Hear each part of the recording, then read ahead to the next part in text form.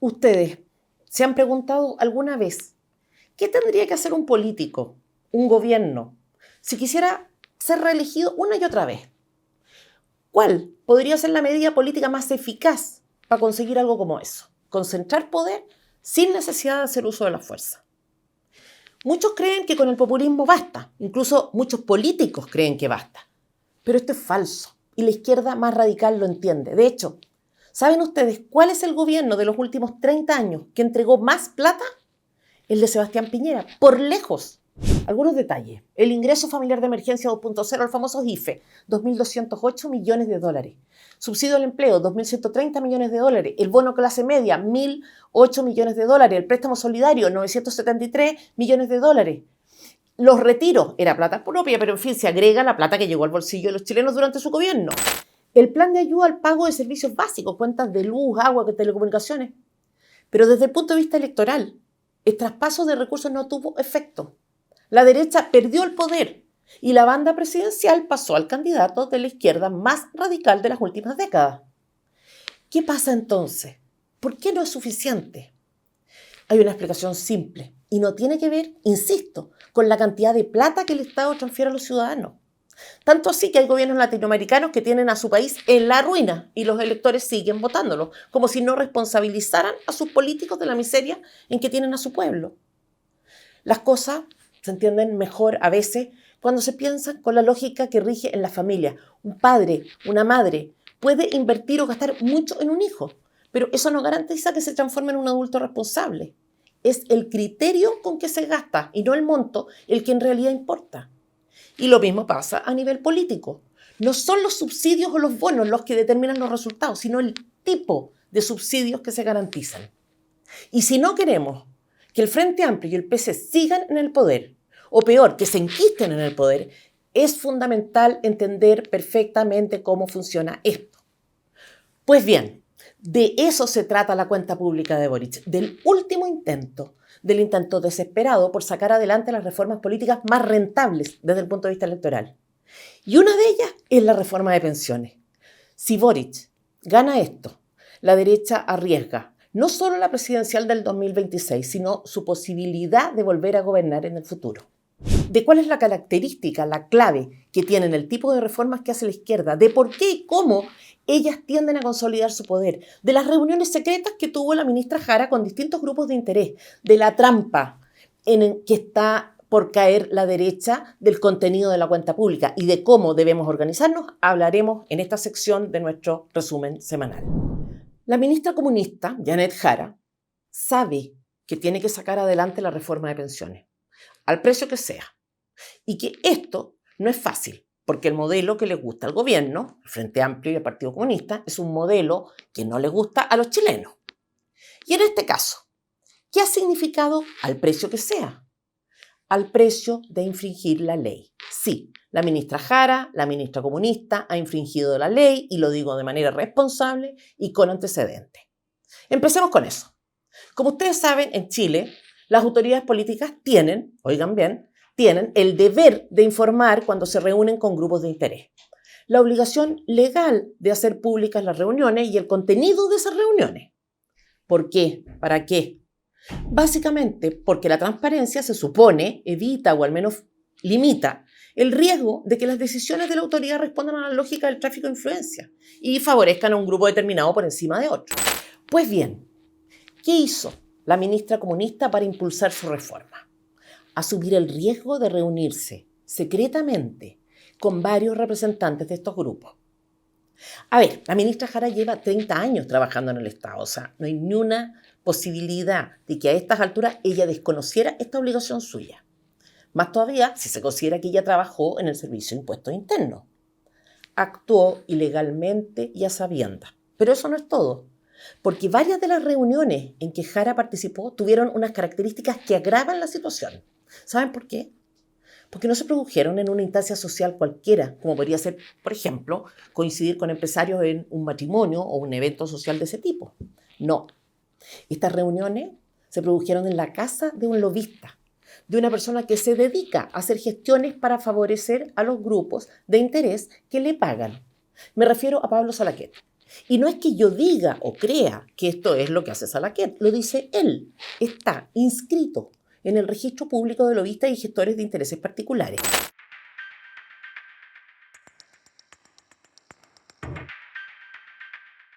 Pero esto es todavía peor. ¿Quiénes estaban en esas reuniones? Porque esta no fue una reunión, fueron varias. Ricardo Mewe, presidente de la CPC. Óscar Asbun, vicepresidente de la SOFOFA y ejecutivo del grupo Luxich. Andrés Trivelli y Andrés Bulnes de la Reinvial. Jaime Munita y Juan Carlos Chomalí de AFP Capital. Andrés Merino de AFP Provida. Estamos hablando de personas que están todas en industrias relacionadas y con interés comercial en la reforma de Boric. De hecho, pongan atención, porque lo que sigue tampoco es menor. En casa de Salaquet estuvo un señor de la SOFOFA y otro del grupo Luxich, y hace aproximadamente un mes apareció una nota en el mostrador diciendo que había una propuesta propia elaborada por miembros de la SOFOFA para la reforma del gobierno y que textual cuenta con el apoyo reservado de 4 de los 5 mayores conglomerados del país.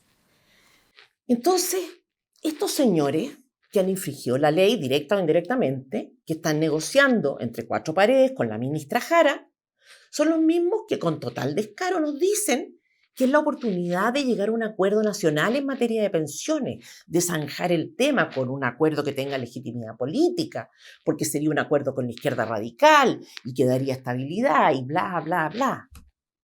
¿Qué se creen? ¿Quién los eligió? ¿Quién les dio poder para presentar borradores? ¿Con qué derecho? ¿Por qué no dicen la verdad mejor y reconocen que les interesa entrar al mercado de la administración de fondos? Yo, honestamente, no tengo problema con que se incorporen actores para administrar la plata. Pero que esta gente venga a dar el visto bueno a una reforma nefasta, actúe como si tuviera atribuciones para negociar en nombre nuestro y a transar cosas que en realidad son graves, solo porque les interesa entrar al mercado, esto es inaceptable. Y justamente porque la ministra y los participantes de las reuniones infringieron la ley, o el espíritu de la ley al menos, me pregunto si los parlamentarios hicieron la fiscalización correspondiente, o no, o quizá están tan involucrados como los demás. Obviamente que no. Todos actúan exactamente de la misma manera. Fíjense en estas declaraciones. No la declaré porque yo no era sujeto de lobby en ese momento porque fui a dar una charla. Claro, fue a dar una charla, pero en la que se reunieron autoridades con partes interesadas. Vean este otro, por favor. Era casi como una reunión de vecinos. Rodrigo Galilea, nada menos que presidente de RN y que ha estado insinuando ya que piensa ceder. Creo que en este tema nos estamos acercando a una casa de brujas que me parece bastante insensata. Casa de brujas, claro, persecución política, le faltó decir. Pero Galilea, 100% alineado con Quintana. Yo creo que iniciamos una cacería de bruja ahí que la verdad que creo que es bastante inconducente. Porque es muy raro oír a Chalper diciendo que esto hay que dejarlo cerrado antes de que termine el gobierno, como si no supiera que la izquierda solo cierra las cosas cuando implementa en un 100% su modelo. La ministra Jara, les recuerdo a los empresarios que negocian con ella, es comunista desde los 15 años.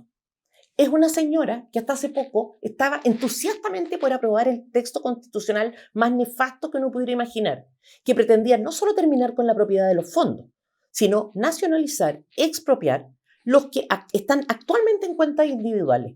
Y me consta, porque las indicaciones que presentamos con Rocío Canto Arias, con Francisco Cancino como asesor, pidiendo que se garantizara la propiedad y heredabilidad de los ahorros, pidiendo que se reconociera la libertad de elegir a su administrador y prohibir la nacionalización, expropiación o confiscación, fueron rechazadas todas.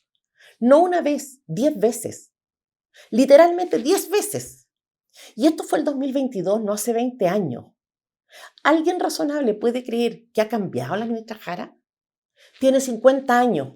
¿Qué fundamento hay para suponer que pasó 48 de esos años pensando y actuando como comunista, pero que ahora es una persona confiable? ¿Por qué han pasado solo 2 años desde que se rechazó el mamarracho? Es octubrista la ministra Jara. Es la que usó una polera del perro Matapaco que decía: el Matapaco es mi pastor. es la que presentó querellas por represión y violaciones de los derechos humanos contra la institución de Carabineros. Todo esto es reciente. Entonces yo a veces me sorprendo cuando veo actuar así a personas que han hecho fortuna. ¿Cómo lo lograron? ¿Fue un milagro? Porque si tienen este tipo de descuido en su negocio, contar con la anuencia de grandes grupos empresariales es fundamental, insisto, porque así se presiona a los partidos que reciben financiamiento de esos grupos, o alguien cree que ese financiamiento no existe. ¿Por qué creen ustedes que de cuando en cuando tenemos a partidos de derecha proponiendo cosas que son incluso impopulares respecto de su electorado? Porque sabe que ese electorado no tendrá opción cuando tenga que votar. Perder el financiamiento, en cambio, es cosa seria. Y por eso desafío al grupo Luxich y al Security a decirnos qué es lo que realmente quieren y con quién se han reunido. Pero los parlamentarios también hay que ofrecerles cosas.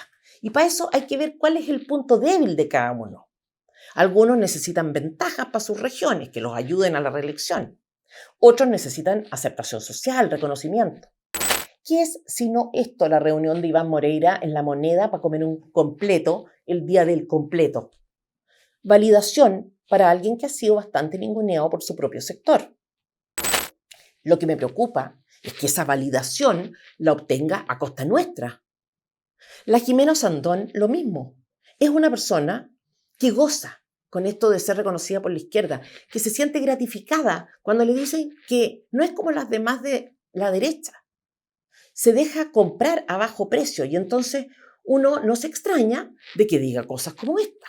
Insisto, José, yo creo que vamos a terminar en 4-2 o algo muy parecido, o en una solidaridad intergeneracional.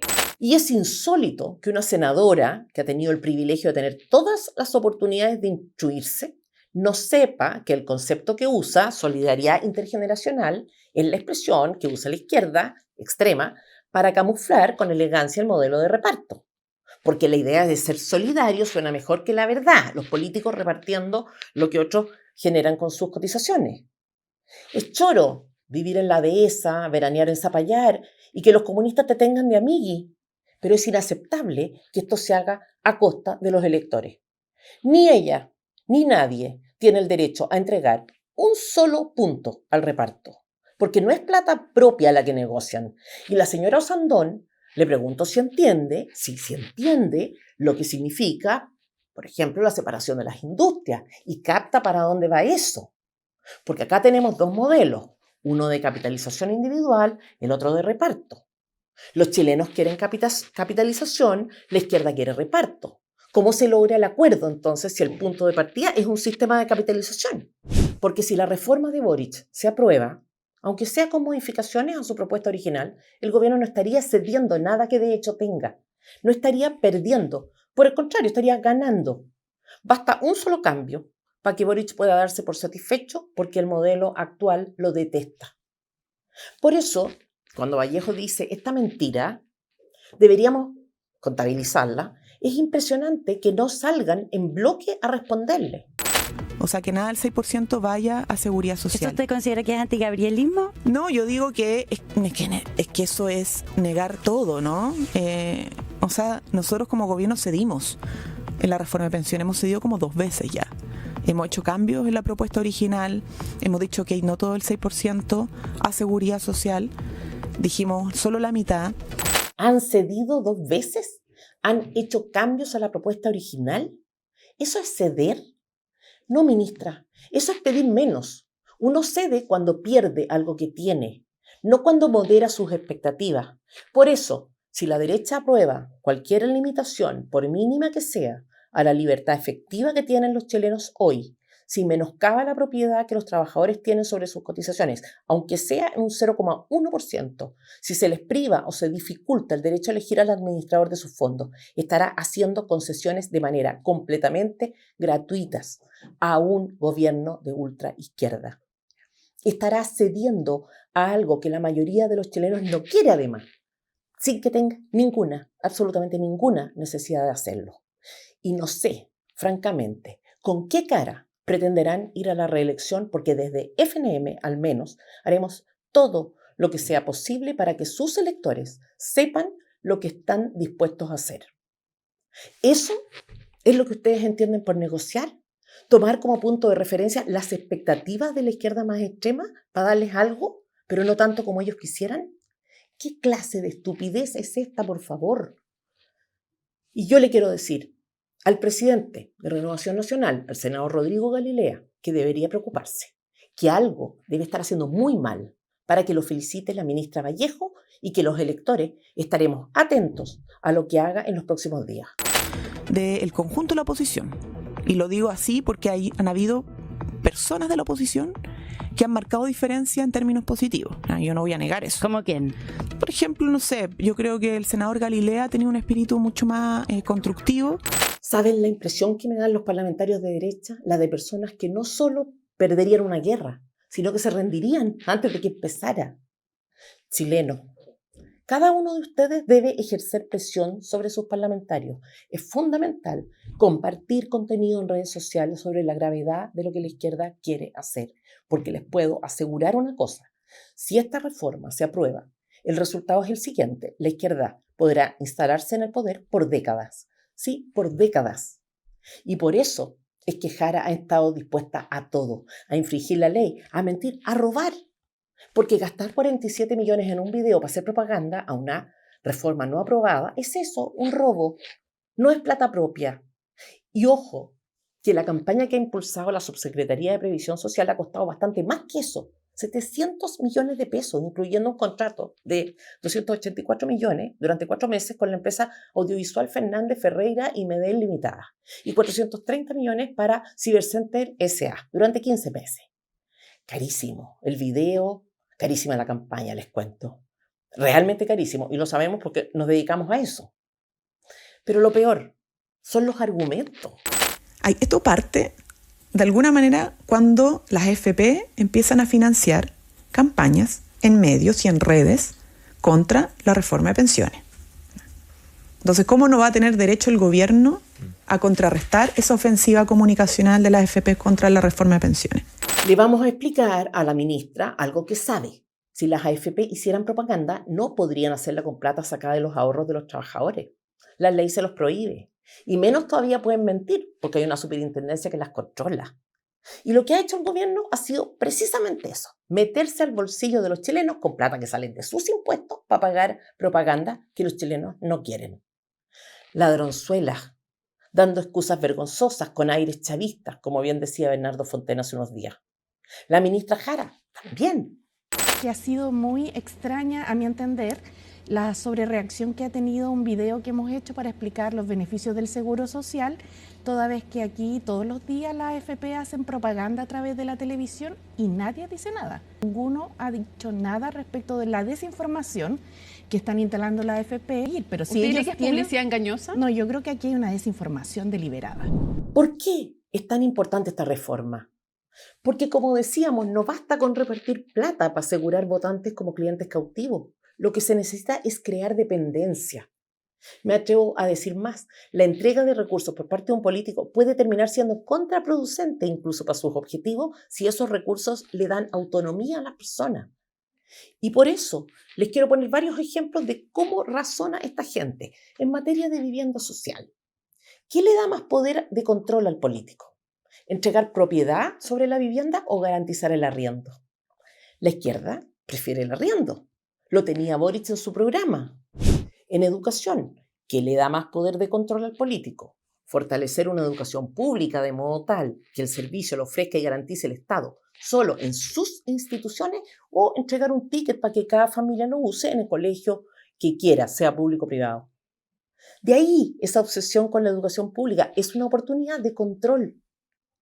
Economía, ¿qué le da más poder de control al político? ¿Activar la economía para que a las empresas y a las personas les vaya bien? ¿O disponer él de la mayor cantidad de recursos para que las personas crean que los beneficios que reciban se los deben a él? Obviamente repartirlo él. Por eso, la única posibilidad de que la izquierda deje de pedir reformas tributarias depende de que tengan todo bajo su control. De eso se trata, de entregar recursos, pero de tal manera que las personas mantengan su dependencia. Y por eso es que quieren reparto, porque quieren repartir, no lo propio, lo de otras, no para cualquier cosa, sino para apalancarse en el poder. Así fue en Argentina, así lo hicieron y vean ustedes cuánto se demoraron en volver a tener un gobierno de derecha y cuánta miseria produjeron. Porque cuanto más autónomas son las personas, menos espacio hay para la manipulación. Porque cuanto menos dependen del Estado, menos los eligen. De eso se trata la reforma de pensiones, de control, de amarrar al máximo a las personas. Ese es el objetivo. Y esto lo dijo Andrade, tal cual, sin ningún intento por encubrir las verdaderas intenciones que tienen. Lo que subyace en el proyecto de pensiones es un gran dilema político y es quién controla el poder, po.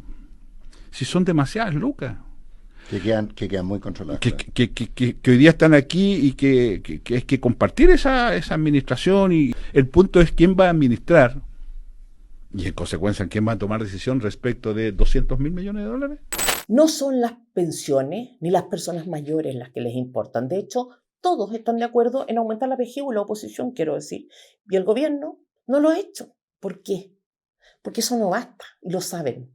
Mejorar las pensiones sin tener control sobre los fondos de pensiones no les sirve. Por eso, y porque creemos que los parlamentarios de oposición no están haciendo su trabajo, es que quiero explicar cosas básicas de la reforma que nadie dice. Y reiterar que estaremos informando sobre las votaciones para que ningún parlamentario quede impune, porque la verdad se impone. A veces toma tiempo, pero se impone. Y quiero explicar solo 3 aspectos de la reforma. Hay más, pero en fin. Uno de ellos tiene que ver con la atención a público. Hoy en día, si usted tiene un problema con su AFP, va a la sucursal de la AFP a quejarse. Porque la AFP no solo invierte las platas, también está a cargo de la cosa burocrática, incluida la atención de los afiliados. Pues bien, la propuesta del gobierno es que todo este aspecto administrativo ya no esté a cargo de la AFP o la institución administradora que sea, sino de otra institución. Esto es desconcertante hasta que uno entiende cuál es la trampa. Lo que el gobierno propone es que las personas dejen de tener contacto directo con la institución que administra sus ahorros. Por ejemplo, si su plata la administra Habitat y usted necesita hacer una cuestión asociada a sus ahorros, no se entenderá con Habitat, sino con una institución distinta que haría de intermediaria. Como ustedes pueden notar, esto no tiene nada que ver con el monto de las pensiones, sino más bien con la burocracia. Y si todavía no entiende cuál es el sentido de esto, lo comprendo, a mí me costó. Pero hay más. Boric, Jara, Vallejo quieren que esa institución sea una institución única, una, sola, para la atención de todos los afiliados chilenos.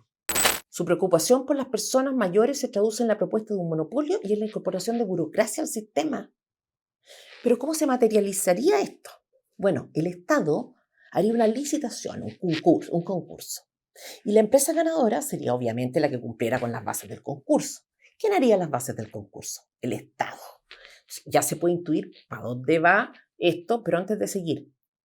¿El gobierno no sabe que los monopolios funcionan mal? ¿Que agregar intermediadores es aumentar la burocracia? Lo sabe perfectamente. Y porque lo sabe es que lo quiere. Los monopolios tienen mucha más regulación por parte de la autoridad política. Y eso, para la clase política, es una ventaja, una oportunidad de control. Pero hay más. Asumamos que la licitación, el concurso, no interesa a ninguna institución privada porque las condiciones no son convenientes. Sería raro que esto pasara con un gobierno de izquierda. Incluso que manipulara para que efectivamente ese fuera el resultado de la licitación. ¿Cuál sería la solución entonces? Bueno, que la empresa de atención a público fuera estatal, porque no queda otra. Control. Y esta no es una suposición demasiado fantasiosa. Era parte de la propuesta original del gobierno. Eso era lo que propuso originalmente, lo que quería, que fuera un órgano estatal el que desempeñara esta función. Dicho sea de paso, esto para cualquier AFP o institución administrada es una buena noticia. Supone quedarse con la parte más rentable y hasta cierto punto fácil del trabajo. Todos sabemos lo que es un monopolio y peor, lo que es el monopolio estatal.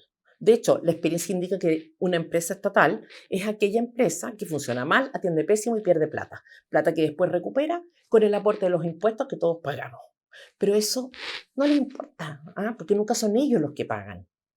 Y hay que felicitarlos porque no se me ocurre una idea más camuflada que esta para implementar en el mediano plazo lo que quieren. Ahora bien, ¿qué sentido tendría esto? Más control, como decíamos, pero si se considera esta idea en conexión con la que viene, el objetivo del Frente Amplio y Partido Comunista es evidente. porque el Estado decide también a qué institución van los nuevos afiliados, control. Pero se reserva el derecho también de hacer un sorteo anual del 10% de los afiliados para trasladarlos de la institución en que tienen su plata a una distinta. ¿Por qué? Porque esto es lo que Boric propone. Lo importante es entender para qué.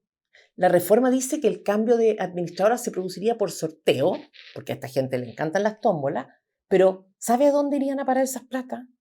A la institución que en ese momento estuviera cobrando la comisión más barata. Aparentemente, es curioso que ese sea el criterio, porque si alguien administra mi plata, me importa la comisión, pero no me importa más que la rentabilidad de mis fondos. La pregunta es, ¿y si hay una AFP estatal? ¿La plata que tengo actualmente en mi cuenta podría llegar ahí por sorteo? Porque curiosamente esa AFP es la que cumple con los criterios establecidos por la clase política de ser la más barata. Obvio. De hecho, es muy probable que año a año el Estado se encargue de cobrar la comisión más barata. Total, si pierde plata no es propia y es irrelevante. Sí, además, llegan a suponer miles de millones de dólares para su administración. Ellos dicen, no importa, porque uno puede revertir ese cambio que les tocó. Claro, debe dirigirse a la institución monopólica para hacer la gestión. Y de nuevo, probablemente muchos ni siquiera estarán enterados de lo que hicieron con sus ahorros. Estamos hablando de un camino que conduce al abismo. No de modo inmediato, sino paulatino. Pero la derecha no lo ve y cree que todo se juega en los puntos de reparto que se discuten.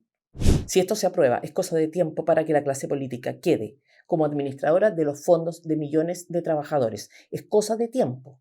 No es casualidad entonces que la variable determinante para decir a dónde se van los fondos sea la variable del precio de comisión, porque esa es la única que la clase política puede controlar. Como no es casualidad que el criterio de rentabilidad sea secundario. Eso afecta a los trabajadores, no a ellos. Pero no hay nada de qué preocuparse porque, a fin de cuentas, ellos garantizan que en el futuro se harán cargo de recompensar cualquier aporte que esos trabajadores hagan hoy al fondo común. ¿Cómo? No sabemos, no lo dicen, no les importa. Será problema de otro gobierno. Soy Tere Marinovich, directora ejecutiva de FNM, y si piensas que el trabajo que hacemos es un aporte, te invito a suscribirte y hacer tu contribución mensual. No importa el monto, importa la constancia.